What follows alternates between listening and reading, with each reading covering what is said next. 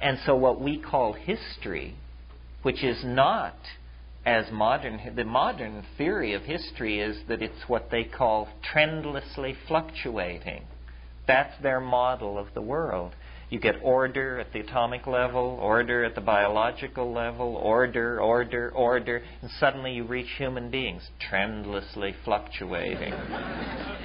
It's as though, we were Brownian, affected by the Brownian movement of random particles, and yet we somehow, out of all this ordering, we're to believe that then emerges the trendless fluctuation of human history. Actually, this is nonsense. It's simply that there has never been a thoroughgoing theory of history.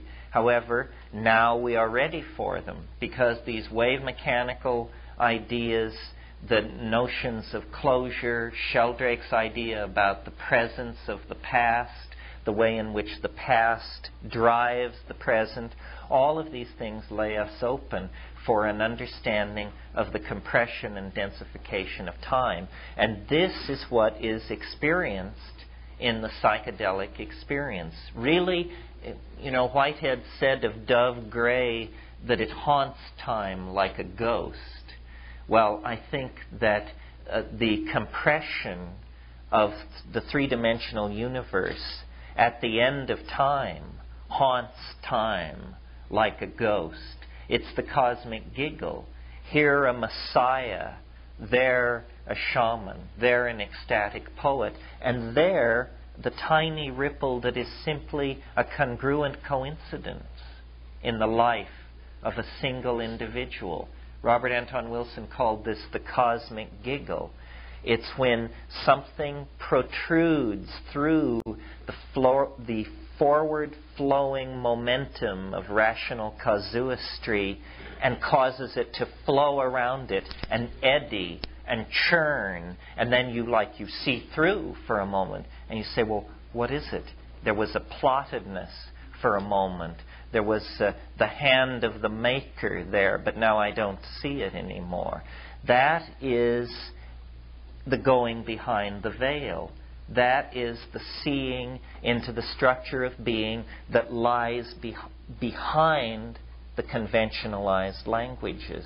That's why coincidence is so often reported as an accompanying phenomenon for the psychedelic experience, because really syntax is dissolved, and syntax is a filter for this sense of immanent connectedness. And when the syntax goes, the immanent connectedness flows in. Then it's a question of what you do with it. If it causes you to believe that you are going to save the world, then you haven't gotten the message right. That's inflation. And inflation is very bad. It drives up interest rates. So if you get that kind of a take on it, you are misusing it. Nevertheless, the most advanced yogic techniques that are known are the techniques of the so-called Anuttara Yoga Tantra, the tantric yogic techniques. And there, the prescription is, it says in Herbert Gunther's Treasures of the Tibetan Middle Way, you should think of your house as a resplendent palace. Think of your utensils as made of beaten gold, and think of yourself as having a body made of living mercury. What this is in Western psychological terms is an invitation to inflation. But if it is approached with the right analysis of mind, basically that there is nothing but Bodhi mind and there is no particularization in time and space, then there is no inflationary feedback into the ego. And this is the kind of opportunity that the psychedelic opens up. It is, I've said many times, quoting Plato, time is the moving image of eternity. Time is the moving image of eternity. What the shaman does is he or she leaves the mundane plane, and in Iliad's phrase, is able to trigger a rupture of plane. And the rupture of plane carries the shamanizing person into another dimension, literally another dimension. And in that other dimension, all of time and space is beheld, as James Joyce said, in a nutshell. And in the nutshell of time and space, everything is seen to be a part and a aesthetically pleasing, integral, necessary part of the transcendental object. In fact, what this universe is a lower dimensional slice of that same transcendental object. Well, I guess what impels my career and what I really can't get over is that what I'm saying to you is true. You know? That, I mean, we sit here, we gather here, and even though we're talking about this extremely far out thing, still all the forms are in place. I'm here, you're there, everybody sits on their ass, nobody sits on their head. It all appears fairly mundane. How can it be that what we are talking about is the nearby presence of an impossibly alien dimension? Now, if that alien dimension had been reported back to us by a robot probe dropped into the methane oceans of Europa, we would be all hot to go there, to organize a $20 billion expedition and a 15-year plan and go out there and find out what is happening. The amazing thing is that, you know, each one of us in our own living room can be this Magellan, can penetrate into these dimensions. It really seems quite freaky to me. Freaky to me that such a thing is possible, and yet that we are such monkeys, or so culturally constrained, or so blind, that this is not what we're all talking about all the time. And by we all, I mean all 5 billion of us on this planet. Because we appear to be being pushed down a featureless corridor toward a furnace. And yet, if you would notice, there are all these doors along the side of the so-called featureless corridor. And nobody seems to have cognized that you can just open these doors and walk through and short-circuit the inevitability of planetary disaster. Amazing. Amazing.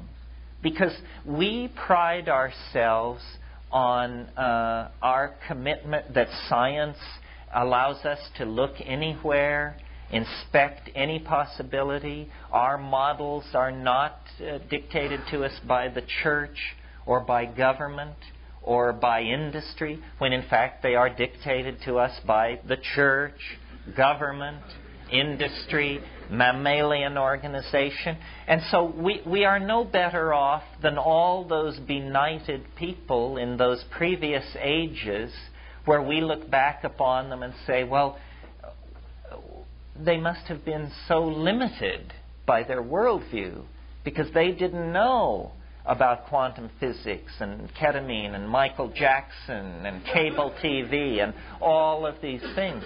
But the fact of the matter is that unless we push through culture to nature, we too are dupes. We too are somehow being sold a line. And yet nature is there, outside of the cities. You know, you drive an hour and a half from where we're sitting and you're in the high desert, and it is demon-haunted Paleolithic space.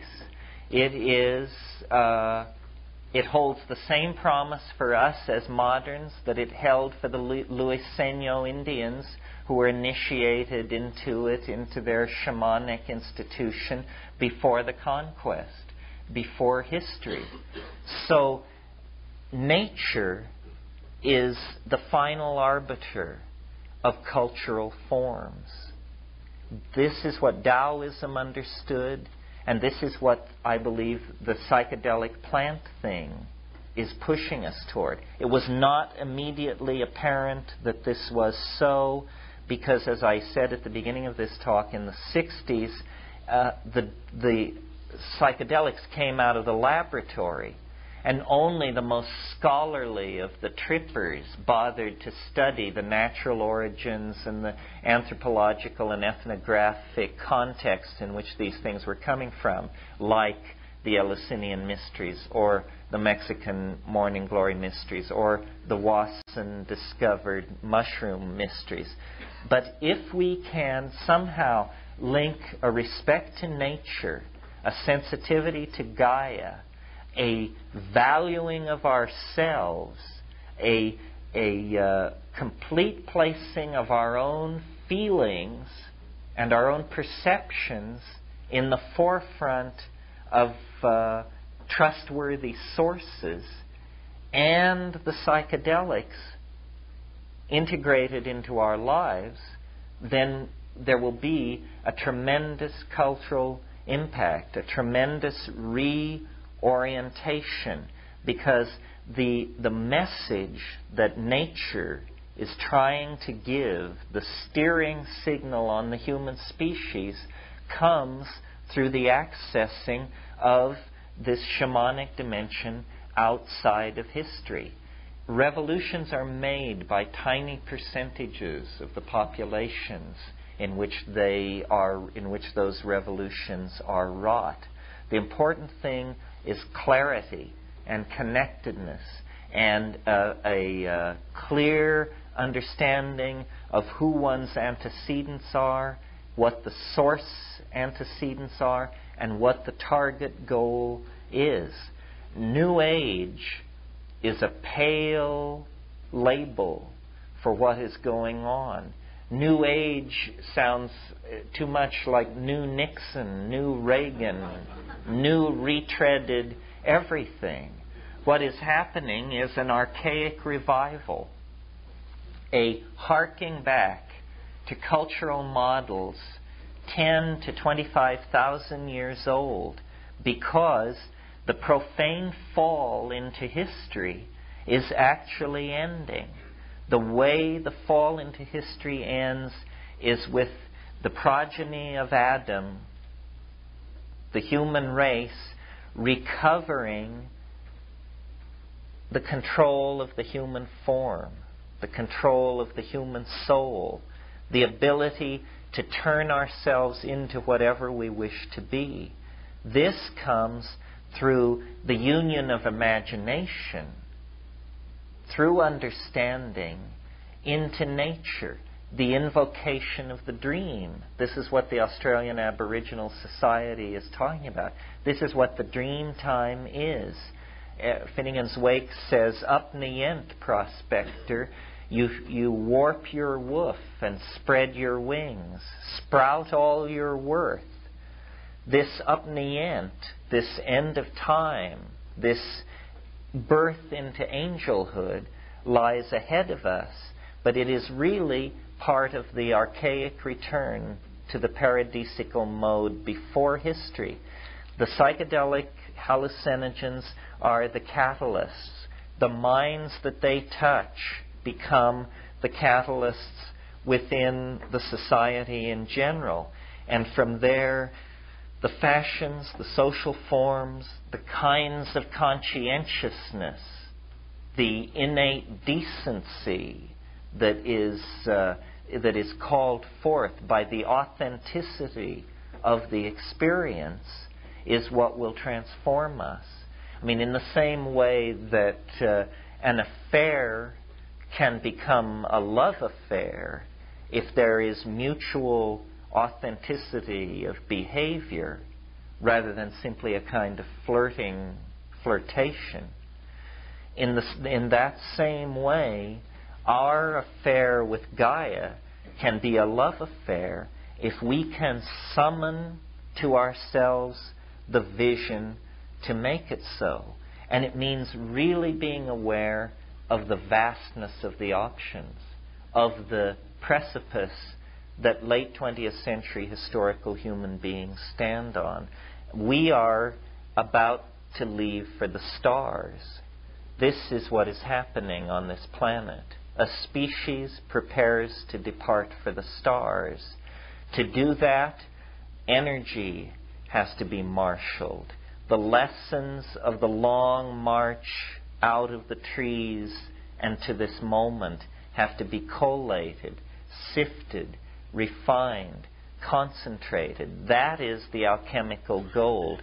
The historical process is the story of a prodigal son, of a wandering and a return. The return is meaningless without the wandering. The wandering has no meaning unless its fruits are given birth after the return. And I think that the last 1,000 years has been the prodigal journey into matter. And it ends finally with modern pharmacology, modern ethnobotany, discovering in the jungles of the Amazon and the mountains of Mexico the body of Eros, Osiris, fallen since the time of the flood, but awaiting the re-emergence of the cognizant human connection. That is what the archaic revival holds out. It's actually our salvation. I think I'm fairly hard-nosed.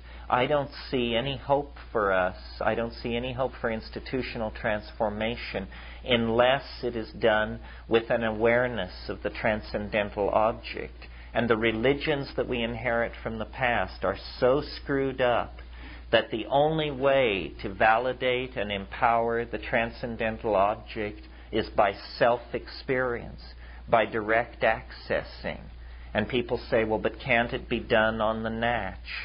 No, it can't be done on the natch, generally speaking, because if it could be, it would have been done. There are plenty of elder societies on this planet who have the rap down, But look at the kind of societies that they erect. Horrifyingly dehumanized societies seem to be the breeding place of the most sublime religions there are. So, no, I think there has to be a humbling. We have to bow our heads and abandon the dualism that we inherit out of Christianity and science and the whole Judeo-Christian Islamic shtick. We have to realize that it requires a symbiotic partner. It's a hand-in-hand effort. And if we are willing to take the hand which nature offers in the strange form of the alien vegetation spirit from the stars that seems to infuse us on plant hallucinogens, then we will go forward into a bright new world. It's a partnership. It's a challenge. It's the only game in the planetary village. And I appreciate your letting me share with you my notion of it this evening. Thank you.